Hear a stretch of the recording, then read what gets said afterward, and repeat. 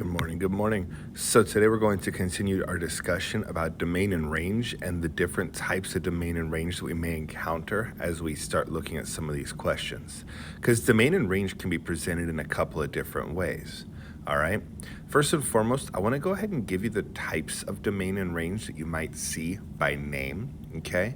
So on the left side, I have these four graphs right here that are grouped together. These are going to be an example of discretes graphs. They are discrete graphs that we are going to need to be able to handle domain and range for. It is important to recognize what a discrete graph looks like as opposed to a continuous graph. Okay, these two graphs are different to each other. You can actually look and see some of the main differences that are expressed between them. The thing is I'd really like for you to be able to tell me what some of the differences between them are. And so I want you to take like 5 minutes, and I want you to actually, for the first minute or so, think to yourself and compare these two different sets. What are some of the differences that you see when it comes to a discrete graph and then a continuous graph?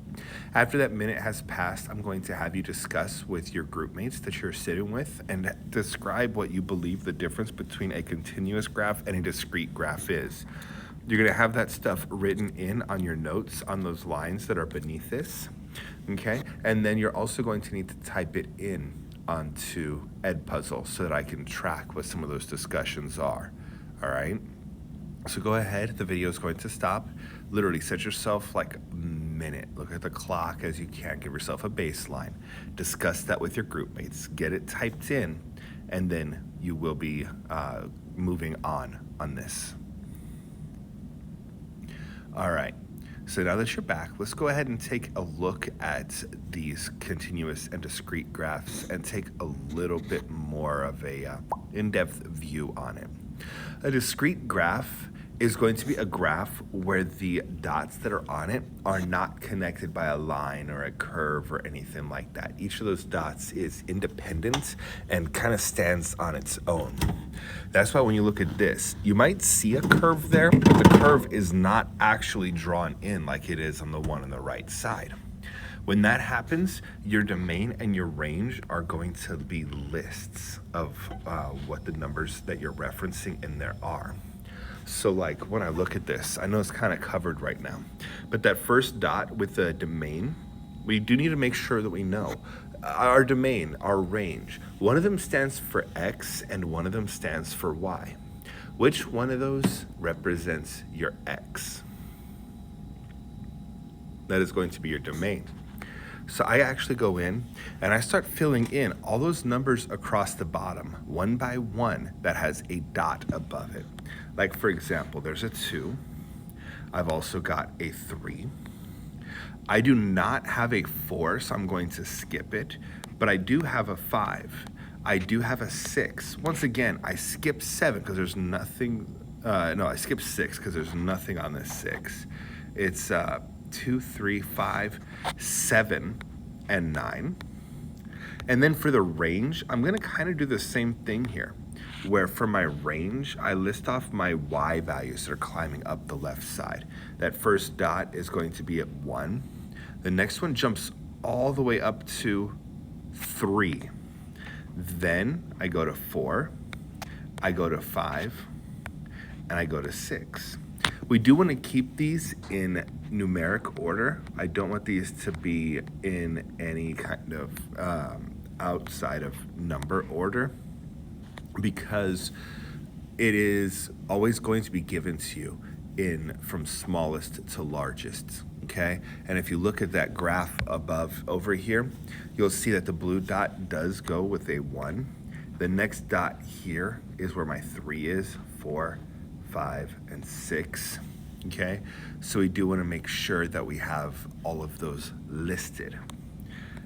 Domain and range, you do have to know that domain is X, range is Y, and how those are represented with each other, okay? Now, what I want you to do when it comes to a discrete graph is it's a lot harder for us on those.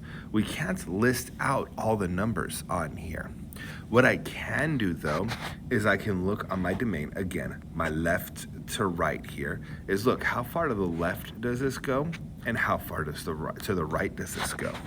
But when I look, I'm always going to look for my smallest number first. I know that my domain is between,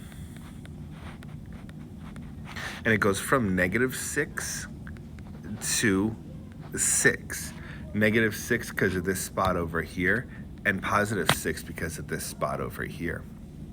My range, bottom to top, is gonna go everywhere from -3 up, up to where this 6 is. So you know that it's going to be between -3 and 6 on here, just by listing off these values about the -3 and the 6 that talks about the lowest and the highest points on here.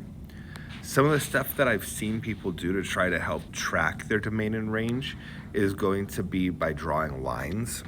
If you draw a vertical line on the farthest left and the farthest right points, and you look really carefully where those cross the x-axis, you'll see where it goes to -6 and +6 and does not go outside of that. You can also do the same thing across the top and across the bottom, to where you can kind of trap your graph in between those lines. And you can say, oh, it goes all the way down here to -3 and all the way up here to 6, and kind of talk about from bottom to top how tall it is and left to right how wide it is. Okay, this is not the traditional way to describe domain and range, but we're not going to get into actually writing down what domain and ranges actual answers look like today. Your main goal is that you're able to look at this and identify, okay, this one is discrete, this one is continuous. You don't have to add the writing on there. Your goal is that you're able to also either list the numbers in the domain and the range depending on the question, and also that you are able to get the maximum and minimum values when the graph is a continuous graph. You are going to be given a little worksheet that you're going to work on your own, and you are going to be talking with your group mates about before you actually start the worksheet. At this point, you should be letting me know that you are about ready to start that activity. This is going to be basically all I'm giving you to learn today before we get you the worksheets. Thank you.